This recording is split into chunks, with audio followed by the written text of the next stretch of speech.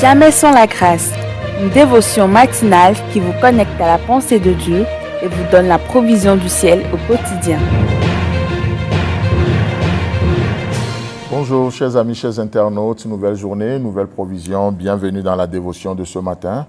Nous continuons simplement dans notre pensée, dans le psaume 27, le verset 11 et 12 ce matin. Éternel, enseigne-moi ta voie, conduis-moi dans le sentier de la droiture à cause de mes ennemis.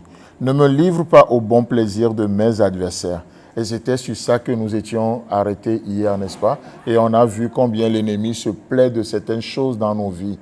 Il se plaît de certaines choses dans nos vies. L'ennemi est très rusé, ne sous-estimez pas l'ennemi. Et le verset continue en disant, « Car il s'élève contre moi de faux témoins et des gens qui ne respirent que la violence. » Il s'élève contre moi de faux témoins. Alors, chers amis, chers internautes, c'est quoi un faux témoin? Ou c'est qui un faux témoin et c'est quoi un faux témoignage? Un faux témoin, c'est celui qui ne dit pas la vérité. Ça, c'est sûr. Un faux témoin, c'est celui qui dit des mensonges. Et vous savez, et cela parle vraiment de l'ennemi lui-même. Parce que la Bible dit quoi? Il est le père du mensonge. Il est le père du mensonge. Et aujourd'hui, en tant que chrétien, en tant qu'enfant de Dieu, lorsque nous vivons dans le mensonge, qu'est-ce qui se passe? C'est comme si nous acceptons spirituellement la couverture de l'ennemi sur nos vies. Nous acceptons spirituellement, volontairement ou pas, mais est-il qu'en professant le mensonge, nous nous couvrons, nous acceptons la couverture, l'autorité de l'ennemi sur nos vies.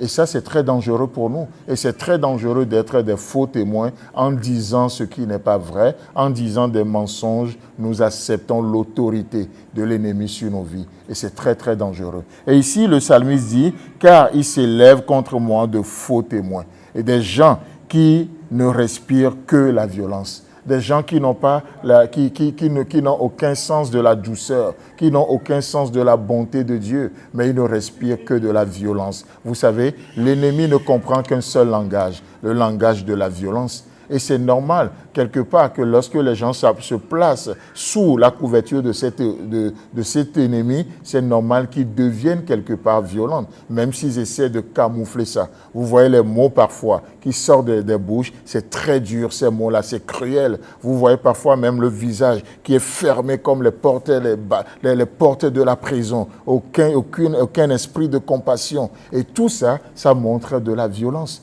Tout simplement. Donc, c'est qui un faux témoin? Un faux témoin, c'est celui qui ne dit pas la vérité. Deuxième définition que je peux vous donner ce matin par rapport à un faux témoin, puisque le psalmiste dit, car il s'élève contre moi de faux témoins. Un faux témoin, c'est celui qui dit une demi-vérité. Ce qu'il dit est en partie vrai, mais en partie faux. Et vous allez me dire, bon, lui, il est mieux que le premier. Le premier, c'est carrément un mensonge. Mais laissez-moi vous dire qu'une demi-vérité, c'est un gros mensonge. Une demi-vérité, c'est un gros mensonge. Si je vous fais du café ce matin à boire, je vous sers une tasse de café à boire, il y a du sucre, il y a tout ce qu'il faut, avec du croissant, comme vous l'aimez en tout cas. Et je vous avertis bien sûr que vous savez, j'ai mis tout ce que vous voulez comme petit déjeuner, mais sauf que dans votre café, j'ai mis juste une petite crotte du chien dedans. Juste, c'est pas beaucoup, c'est juste un tout petit peu. Ah ben, je suis sûr que vous n'allez pas boire votre café. Mais pourtant, j'ai mis ce que vous voulez dedans, du miel pour ceux qui aiment prendre le café avec du miel, du sucre pour ceux qui l'aiment avec du sucre. Mais à cause de ce que j'ai mis dedans là, ce petit levain fait lever toute la pâte. Donc, c'est pourquoi j'arrive à cette conclusion que une demi-vérité, c'est un gros mensonge. Donc, ne me dites pas que oui, ce que vous dites, il y a quand même du vrai dedans.